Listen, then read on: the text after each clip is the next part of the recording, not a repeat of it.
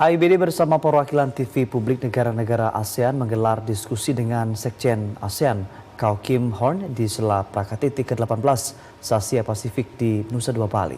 Salah satu yang membahas terkait peningkatan ekonomi melalui media berkelanjutan. Perwakilan Asia Pacific Institute Broadcasting Development bersama perwakilan TV publik negara ASEAN menggelar pertemuan dengan Sekjen ASEAN Kau Kim Horn di sela-sela kegiatan pra-KTT ke-18 se-Asia Pasifik di Nusa Dua Bali. Pertemuan salah satunya membahas peran media dalam mendorong ekonomi berkelanjutan. Sekjen ASEAN Kau Kim Horn mengatakan pertemuan ke-18 media se-Asia Pasifik sebagai pertemuan yang relevan dalam menanggapi perubahan landscape media yang terjadi dalam era digitalisasi.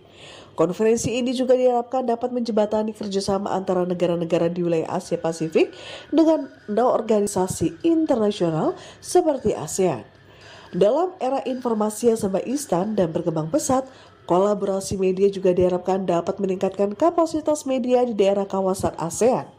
Informasi yang tepat dan akurat sangat diperlukan untuk mengatasi disinformasi dan misinformasi. Kau Kim Horn menilai kolaborasi antara AIBD dengan ASEAN dapat mempromosikan budaya pariwisata, ekonomi ASEAN, serta pertukaran program antar negara-negara ASEAN. Sekjen ASEAN mengharapkan media dapat berperan aktif dalam mendukung ekonomi keberlanjutan di kawasan Asia Pasifik. Kau Kim Horn menambahkan pentingnya netralitas media terutama dalam menanggapi isu-isu sensitif seperti perdagangan manusia. Kau Kim Horn mengharapkan KTT ke-18 media se-Asia Pasifik memberikan kontribusi positif bagi kawasan terutama dalam mendorong pertumbuhan ekonomi yang berkelanjutan. AIBD adalah organisasi penyiaran dengan anggota 70 negara yang didirikan oleh 26 menteri-menteri penerangan se-Asia Pasifik tahun 1977.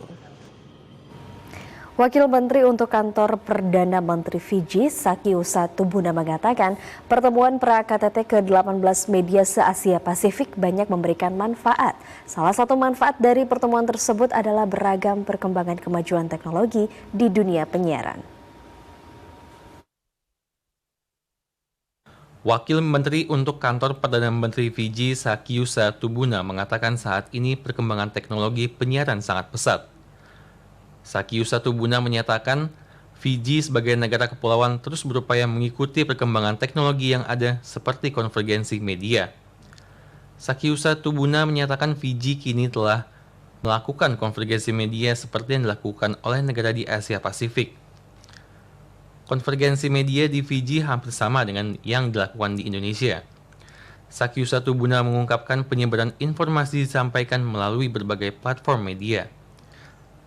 Sakiusa Tubuna menilai forum diskusi pra-KTT ke-18 media se-Asia Pasifik yang berlangsung pada 21 hingga 22 Mei 2023 menjadi pembelajaran bagi Fiji untuk mengetahui perkembangan teknologi informasi dan komunikasi se-Asia Pasifik, pengembangan teknologi buatan di dunia penyiaran, dan perlindungan anak di media sosial.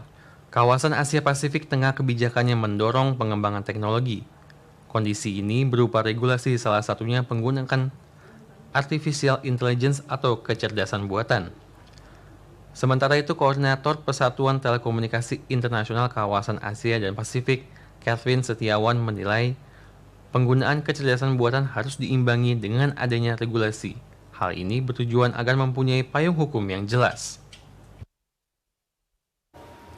Revolusi digital membawa perubahan di berbagai bidang. Masyarakat dari berbagai kalangan dituntut mampu beradaptasi dengan berbagai perubahan akibat revolusi digital. Revolusi digital merupakan tren perubahan global yang tidak akan berhenti atau lambat. Revolusi digital adalah pergeseran dari teknologi elektronik mekanik dan analog ke elektronik digital. Revolusi digital telah mengubah cara pandang seseorang dalam menjalani kehidupan yang sangat canggih saat ini. Masyarakat dari berbagai kalangan dituntut mampu beradaptasi dengan berbagai perubahan akibat revolusi digital, tanpa terkecuali para pemimpin di era digital. Para pemimpin dituntut mampu beradaptasi terhadap segala perubahan akibat revolusi digital. Praktisi media Deutsche Welle, Debarati Guha mengungkapkan, gaya kepemimpinan saat ini mengalami perubahan, terlebih pasca pandemi COVID-19. Hal ini diungkapkan Debarati Guha dalam diskusi pra-KTT ke-18 Media se-Asia Pasifik dengan tema Pemimpin di Revolusi Digital. Debarati Guha mengungkapkan banyak pekerjaan yang dapat dikerjakan jarak jauh untuk mencapai tujuan bersama organisasi.